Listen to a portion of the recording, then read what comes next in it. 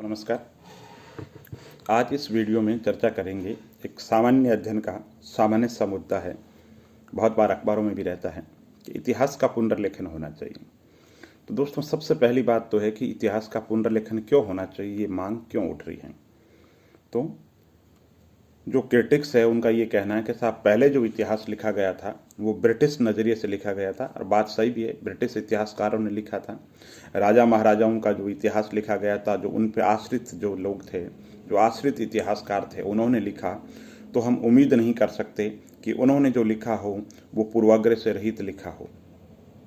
इसके अलावा ये कहना है कि जो इतिहास लिखा गया है वो वामपंथी या मार्क्सवादी जो विचारक है उनके द्वारा लिखा गया है, इसलिए जो आम जो जनता है, जो मास लेवल है, उसको कवर नहीं किया गया। तो इतिहास के अंदर अभिजनवादिता मतलब एलिट क्लास मतलब जो राजा महाराजा, उनका जो राजकीय जीवन है, उनका राजनीतिक जो घटनाक्रम है, उनके समय का जो राजनीतिक उपलब्धियां हैं, उन पे ज़्यादा जोर है। तो पहली बात तो जो इतिहास लिखा गया है उसमें सबको कवर नहीं किया गया। सबको कवर कैसे नहीं किया गया कि सिर्फ राजा महाराजाओं की जो उपलब्धियां हैं, उनका यशोगान है, उस पर वर्णन किया गया था और उनकी सिर्फ तारीफें की गई। बिल्कुल उन पे जो आश्रित, चाहे मुगल कालीन इतिहास हो, चाहे सल्तनत कालीन इतिहास हो या और कोई भी इतिहास हो, जो इतिहास जो लिखा गया वो तार्किक तरीके से नहीं लिखा गया, वैज्ञानिक तरीके से नहीं लिखा गया, पूर्वाग्रह से रहित होकर के नहीं लिखा गया। तो इसलिए अब इतिहास नए तरीके से लिखा जाना चाहिए। तो सवाल ये उठता है कि इतिहास नए सिरे से कैसे लिखा जाना चाहिए। दोस्तों, आज कोई भी इतिहास लिखेगा तो हम उस युग में वापस नहीं जा सकते, लेकिन फिर भी अगर कोशिश की जाए, विशेषज्ञों की राय और मशवरा उसका पालन करके एक नीति बनाई जाए, उस नीति के अंदर ये हो सकता है कुछ पैरामीटर तय कर दिए जाए कि साहब इतिहास इस तरीके से लिखना चाहिए। तो दोस्तों, इसमें कहने में कोई मुझे शक नहीं है और आप भी स्वीकार करेंगे कि जो इतिहास लिखा गया है, जैसे राजस्थान के मैं इतिहास की बात करूं तो केसरी सिंह जी बारठ की जो फैमिली है, उनका राष्ट्रीय आंदोलन में बहुत बड़ा योगदान है। पूरा भारत इस बात को जानता है।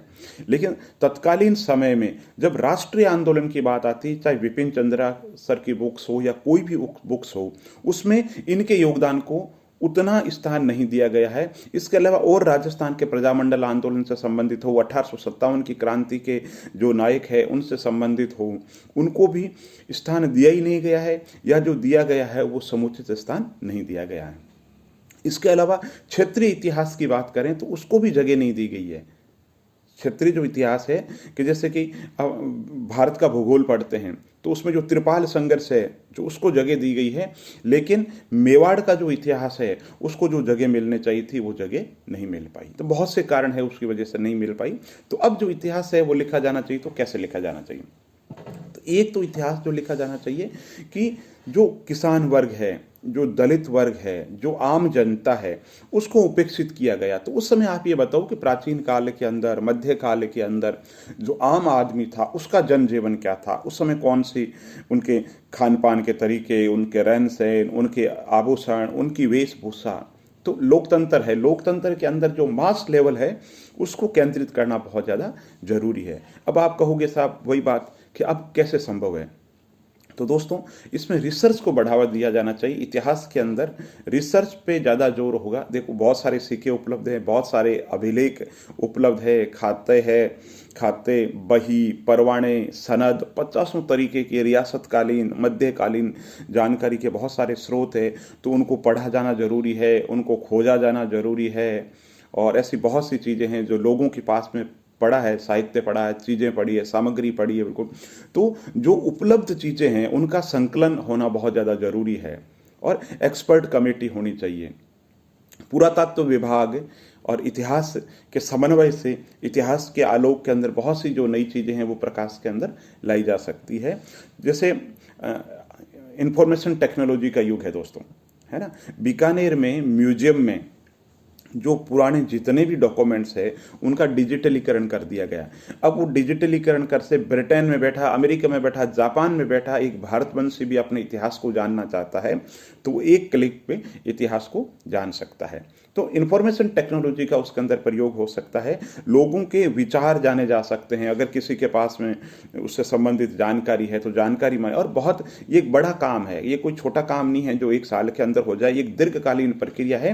बस इतिहास को लिखने की जरूरत है। बस अब लोग कहेंगे साहब इतिहास लिखेंगे कौन, कांग्रेस आएगा अपने तरीके से लिखाएगी, बीजेपी आएगी अपने तरीके से लिखाएगी, साम्यवादी अपने तरीके से लिखाएंगे, और कोई पार्टी आएगी अपने तरीके से लिखाएगी। तो दोस्तों, इतिहास लिखवाने का काम सरकारों का नहीं है, इतिहास लिखवाने का काम सरकारों का नहीं है। इसके लिए एक निष्पक्ष कमेटी का गठन होना चाहिए, और उसमें ऐसे व्यक्ति होना चाहिए जो निर्विवाद रूप से स्वीकार्य हो, और जिनका इतिहास जगत के अंदर रिसर्च में जिन्होंने अपनी जिंदगी समर्पित कर दी, ऐसे पुरातत्वविद, ऐसे इतिहासविद, उनको स्थान देना चाहिए, उनको जगह देनी चाहिए। और ऐसी एक नीति बने जिसके अंदर बिना किसी पूर्वाग्रह के राजस्थान का इतिहास, पश्चिम बंगाल का इतिहास, दक्षिण भारत का इतिहास और बहुत सारे जगह के जो इतिहास है, बहुत सारे महत्वपूर्ण व्यक्तित्व है, उनको इग्नोर किया गया। बहुत सारी महिला क्रांतिकारी, महिलाओं का जो योगदान है उनको इग्नोर किया गया। बहुत सारे दलित नेता है उनको इग्नोर किया गया है। बहुत सी घटनाओं को इग्नोर किया गया है। तो इस पर बहुत ज़्यादा काम करने की जरूरत है। तो इतिहास का रीराइट होना चाहिए, लेकिन सवाल यही वापस कि इस तरीके से होना चाहिए, उसके अंदर कोई राजनीति नहीं हो, उसके अंदर कोई आरोप नहीं हो। इतिहास लिखने का जो काम है वो इतिहासकारों का काम है, ये काम सरकारों का नहीं है।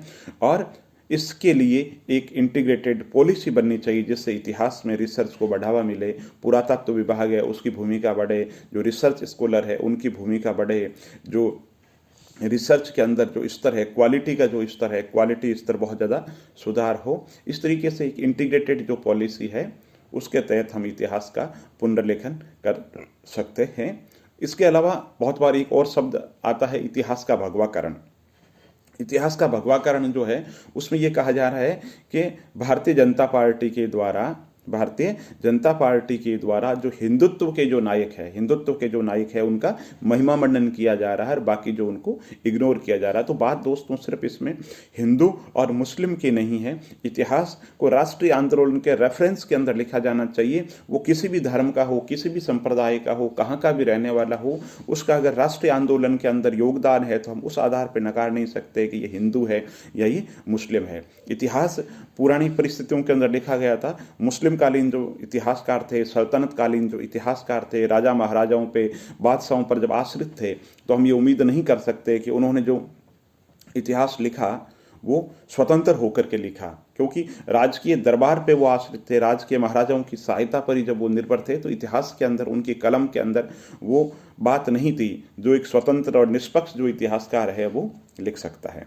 हालांकि इस पे आरोप लगाना का इरादा नहीं है, मेरी मंशा नहीं है, क्योंकि राजस्थान के इतिहास की बात करें तो बांकेदास ने लिखा हो, चाहे सूर्यमल मिश्र ने लिखा हो, बिल्कुल, तो उन्होंने जो इतिहास लिखा वो बेदाग होकर के लिखा। उन्होंने कलम को सत्ता के सामने झुकने नहीं दिया, कलम को सत्ता के सामने झुकने नहीं दिया। मैं आपको किस्सा सुनाना चाहूँगा कि जब सूर्यमल जी मिश्रण को हाड़ौती नरेश ने इतिहास लिखने के लिए कहा तो उन्होंने इतिहास लिखा, और सूर्यमल मिश्र ने बड़ी मेहनत से बहुत लंबा समय लगा करके जब वंश भास्कर को पूरा किया और वापस जब उनको पढ़ाया तो वो बहुत राजा नाराज हो गए। बूंदी के जो राजा थे राम सिंह जी बहुत ज़्यादा नाराज हो गए, और उन्होंने कहा कि आपने इसमें कुछ मेरे बारे में लिखा ही नहीं, बिल्कुल हमारे वंश के बारे में आपने कुछ लिखा ही नहीं।